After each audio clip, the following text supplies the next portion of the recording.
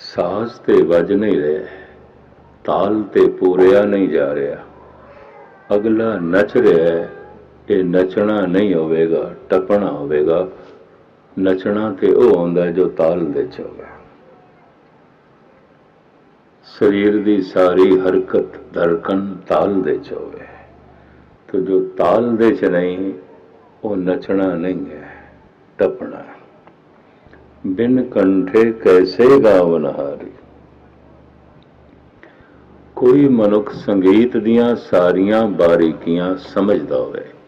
ਧੰਨ ਗੁਰੂ ਨਾਨਕ ਦੇਵ ਜੀ ਮਹਾਰਾਜ ਦੇ ਬੋਲ ਨੇ, ਚੂੰਕਿ ਆਪ ਰਹਿਬਰ ਨੇ, ਗੁਰੂ ਨੇ, ਪਰ ਮਹਾਨ ਸੰਗੀਤਕਾਰ ਨੇ, ਮਹਾਨ ਕਵੀ ਨੇ। ਉਂਝ ਵੀ ਕਹਿੰਦੇ ਨੇ ਪਰਮਾਤਮਾ ਦੇ ਬੋਲ ਗੀਤ ਤੇ ਸੰਗੀਤ ਦੇ ਵਿੱਚ ਪ੍ਰਗਟ ਹੁੰਦੇ ਨੇ। ਭਾਗਵਤ ਗੀਤਾ, ਭਗਵਾਨ ਦੇ ਬੋਲ ਤੇ ਗੀਤ ਹੁੰਦੇ ਨੇ, ਗੀਤਾ ਹੁੰਦੇ ਨੇ। ਹਰ ਮਹਾਂਪੁਰਸ਼ ਜੋ ਪ੍ਰਭੂ ਨਾਲ ਜੁੜ ਗਿਆ, ਉਹਦੇ ਅੰਦਰੋਂ ਜਦ ਵੀ ਪਰਮਾਤਮਾ ਬੋਲਿਆ, ਗੀਤਾਂ 'ਚ ਬੋਲਿਆ, ਸੰਗੀਤ ਦੇ 'ਚ ਬੋਲਿਆ। ਅਮੀਰ ਖੁਸਰੋ ਵੀ ਇਸ ਤਰ੍ਹਾਂ ਕਹਿੰਦੇ ਨੇ, ਛੁਪ ਗਏ वो साज़े हस्ती छेड़ कर, अब तो बस आवाज ही आवाज है। हे खुदा मैं ते देखना तू आवाज ही आवाज है। गीत ही गीत है, संगीत ही संगीत है। कहते ने संगीत नूं ममानियत कर दिती सी औरंगजेब ने, क्योंकि इसनों इस्लाम विच कुफर मनते हैं। संगीत लई थां नहीं है। ये गल वखरी है कि चोटी दे गायक, चोटी दे वजंतरी करीबन करीबन मुसलमान, लेकिन मस्जिद दे संगीत लई इजाजत नहीं है। मज़ारां ते सूफी लोग गांदे ने, शिया मुसलमान, सुन्नी मुसलमान नहीं गाते। वो संगीत नूं हराम कह देंदे ने। किस बिना ते आखे ये कह नहीं सकते। औरंगजेब ने जब बंदिश ला दी राग ते, और बड़े भारी जरमाने ते सजावां कोई गावे, इहदे नाल संगीतकारां दे दिल टुटे। जद मनुख व्याकुल होवे, बेचैन होवे, दुखद होवे, रोण नूं जी करदा है। जद मनुख प्रसन्न चित होवे, आनंदित होवे, गाण नूं जी करदा है। तो राग दे अर्थ खुशी, राग दे अर्थ संगीत, गावना खुशी च निकलदा है, आनंद च निकलदा है। रागियां ने जनाजा कढ़िया दिल्ली विच, उस समय कढ़िया जब उन्होंने इस चीज़ की खबर सी कि शाम नूं फसील दे उत्ते औरंगजेब टहलदा है। उस वक़्त जनाजा कढ़िया, बड़ी भीड़। टहलदा होया औरंगजेब पुछदा है, कौन मर गया है? इतना इकट्ठ, सारा दिल्ली इकट्ठा हो गया है, ये कौन मर गया है? शहनशाह आलम राग मर गया, ओदा जनाजा कढ़िया, जमुना के किनारे दफन करने वास्ते ले जा रहे हैं। उपरों हसदा होया औरंगजेब बोलिया, इस कम वक्त नूं इतना गहरा दफन करना फिर ना निकल आवे।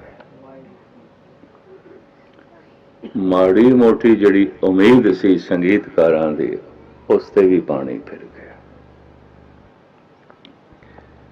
एक दिन बगीचे च बैठा है, शामां दा वक़्त, भावें अजे धुप तेज है, मौसमे बहार।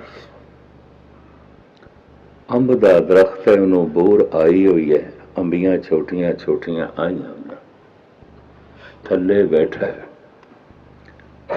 इहदी चहेती लड़की ज़ेबुल नसा भी बैठी है। कदी कदी कलरी धरती दे च भी कमल दे फुल पैदा हो जाता।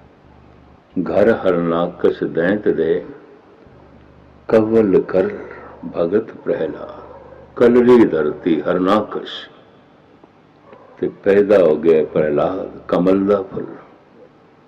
करली धरती है औरंगजेब, पर कमल दा फुल पैदा हो गया ज़ेबुल नसा।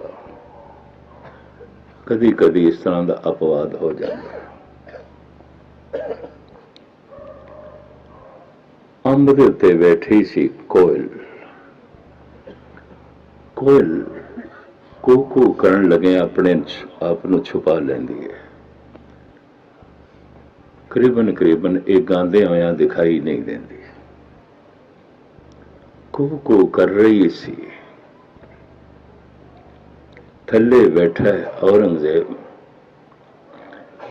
कोयल नूं मुखातब करदे होया ज़ेबुल नसा कहंदी है, दम दर गलू ऐ फरदे कुश ऐ अंधली बेनादा, नाजुक मिजाज शाहां ताबे सुखन्नदार।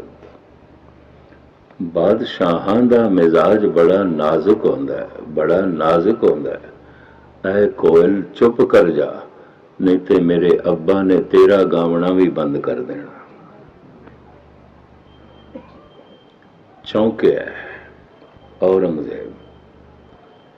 ज़ेबुल नसा कहंदी, अब्बा हजूर, पवन दी शां शां दे संगीत है, बदलों की गर्जन दे संगीत है, पानी दे टकराव पत्थरां नाल टकरा के जो कल कल दी आवाज है संगीत है, पंछियां दी चहचहाड़ दे संगीत है। अब्बा हजूर जे सच पूछना चाहे खुदा भी संगीत है, राग है, खुशी है। इसे करके ते उस तो राग प्रगट होंदे ने। और आप दी ज्ञातली अर्ज करना जिन्हों असीं शास्त्रीय संगीत कहते हैं, ये ब्रह्मंड दे विच मौजूद होंदा इस तरह का राग जो सुर का ज्ञान रखते हैं, उन्हों की पकड़ विच आ जाता है, पकड़ विच आ जाता है। दसम ग्रंथ विच इसका बड़ा भारी जिक्र है, खैर इस पासे ना जावां। धन गुरु नानक देव जी महाराज कहते हैं,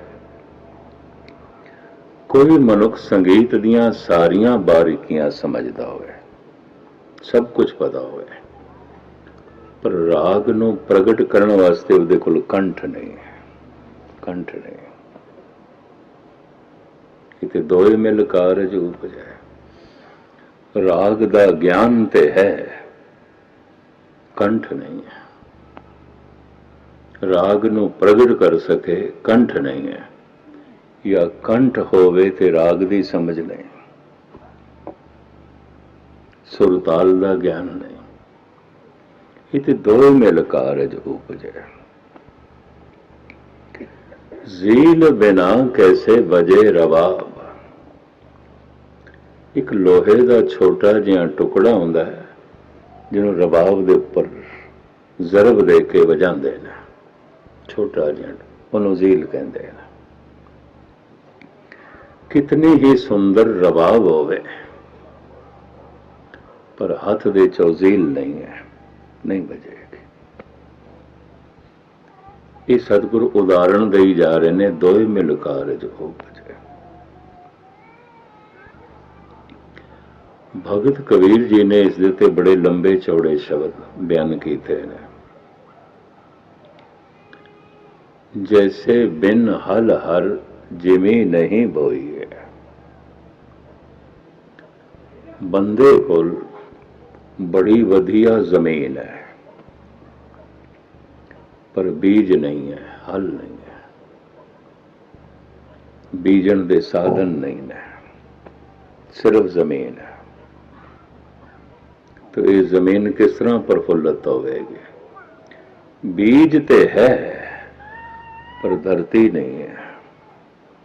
तो हथेली ते थोड़ी जम सकता है बीज, ये तो सिर्फ कहावत है, फलाने ने सरसों हथेली ते जमा ली, हथेली ते नहीं जमती, जमीन दे जमती है। बीज है, धरती नहीं है, धरती ते है, बीज नहीं है। तो कल्ला बीज फल तक नहीं अपड़ सकता। कल्ली धरती बीज तो बिना प्रफुल्लित नहीं हो सकती। इते दोए मिल कारज उपजै। ए माइक्रोफोन बड़ा कीमती होवे, बड़ा वधिया होवे, अच्छा सैट होवे, पर पिछों पावर नहीं आ रहा, रिकॉर्डियों खोटा है, किहड़े काम दा? ते पावर ते आ रही है, माइक्रोफोन ही नहीं है, ये सारा सिस्टम ही नहीं है, तो फिर किस तरह अपनी आवाज नूं पहुंचाया जाएगा? ते दोए मिल कारज उपजै, तां खेड बनदी है, उंज नहीं। साज पे है जैसे वाजा तबला, साज ते पे है, साजिंदा नहीं है, वजाण वाला नहीं। वजाण वाला ते है, वजंत्री ते है, पर साज कोई नहीं। साज दी महिमा साजिंदे नाल प्रगट होंदी है, साजिंदे दी महिमा साज नाल प्रगट होंदी है, उंज नहीं। दोए मिल कारज उपजै। मनुख कोल कपड़े दी मैल कटण वास्ते वधिया तो वधिया साबण होवे, वाशिंग पाउडर होवे, सारे साधन होण, पर कबीर कहंदे ने पानी ना होवे, बिंब पानी नूं कहंदे ने, पानी नहीं है, सिर्फ साबण है, वाशिंग पाउडर है, पानी नहीं है। ते चलो पानी होवे ते साबण ना होवे, वाशिंग पाउडर ना होवे, फिर किस तरह कपड़े दी मैल कटोगे? ये ते पानी नूं साबण चाहिदा, साबण नूं पानी चाहिदा, दोहां दे संजोग नाल काम हो जांदा, कपड़ा साफ सुथरा हो जांदा। ते दोए मिल कारज उपजै। इहदे ते जिहड़े उदाहरण गुरु घर दे महान दार्शनिक भाई साहब भाई गुरदास ने दिते ने, ते बड़े बाकमाल, ध्यान नाल सुनना उन्हां दा सवैया। वो कहंदे ने जैसे बिन पवन कमन गुण चंदन ले, बिन मैलागर पवन कत वास है। चंदन दा दरख्त खड़ा है, पर हवा है ही कोई नहीं, तो चंदन दी महक चंदन दे विच रह जाएगी। पवन दे मोंडियां ते असवार होके चंदन दी महक दूर दराज तक फैलदी है, सारे जंगल नूं चंदन बना देंदी है। महाराज दे रुमालियां नूं तुसीं सेंट लाओ, अतर लाओ, पर हवा ही नहीं है। कोल बैठे ताबिया ते बैठे नूं भी सुगंध नहीं आनी। तुसीं अपने कपड़ियां नूं सेंट लाओ, अतर लाओ, कोई भी परफ्यूम लियाओ, लेकिन हवा नहीं है, हवा नहीं है। ना थानू सुगंध आनी है, ना किसी होर। फुल्लां नूं अपनी महक खिलेरन वास्ते, सुगंधित चीज़ां नूं, अतर ते सेंट नूं अपनी महक खिलेरन वास्ते, चंदन नूं अपनी महक खिलेरन वास्ते हवा चाहिए, पवन चाहिए। पर पवन नूं खुशबूदार होने वास्ते चंदन चाहिए, फुल चाहिए, नहीं तो वह भी खुशबूदार नहीं हो सकता। ये तो दोए मिल कारज उपजै, उंज नहीं, उंज नहीं। जैसे बिन पवन कवन गुण चंदन ले, बिन मैलागर पवन कत वास है। पवन तो बिना चंदन का की गुण है? कुछ भी नहीं। शेख सादी साहब कहते ने ऊद गरबू ना बाशद हैजम अस्त। ऊद चंदन नूं कहंदे ने अरबी दे विच। अगर चंदन दे खुशबू नहीं तो लकड़ ही और की है, उन्होंने चंदन कहने की की लोड़ है? चंदन की महिमा तो खुशबू करके। ऊद गरबू ना बाशद हैजम अस्त, वो तो लकड़ है, ये काम लकड़ है। ਚੰਦਨ ਦੀ ਮਹਿਮਾ ਖੁਸ਼ਬੂ ਕਰਕੇ ਹੈ, ਪਰ ਇਹ ਖੁਸ਼ਬੂ ਪ੍ਰਗਟ ਹੁੰਦੀ ਹੈ ਪਵਨ ਕਰਕੇ, ਦੂਰ ਦੂਰ ਤੱਕ ਫੈਲਦੀ ਹੈ ਪਵਨ ਕਰਕੇ। ਔਰ ਪਵਨ ਉਦੋਂ ਮੁਅੱਤਰ ਹੁੰਦੀ ਹੈ, ਖੁਸ਼ਬੂਦਾਰ ਹੁੰਦੀ ਹੈ ਜਦ ਚੰਦਨ ਨੂੰ ਛੂੰਹਦੀ ਹੈ। ਇਸ ਤਰ੍ਹਾਂ ਦੋਵੇਂ ਮਹਾਨ ਬਣ ਜਾਂਦੇ ਨੇ, ਚੰਦਨ ਵੀ ਤੇ ਹਵਾ ਵੀ।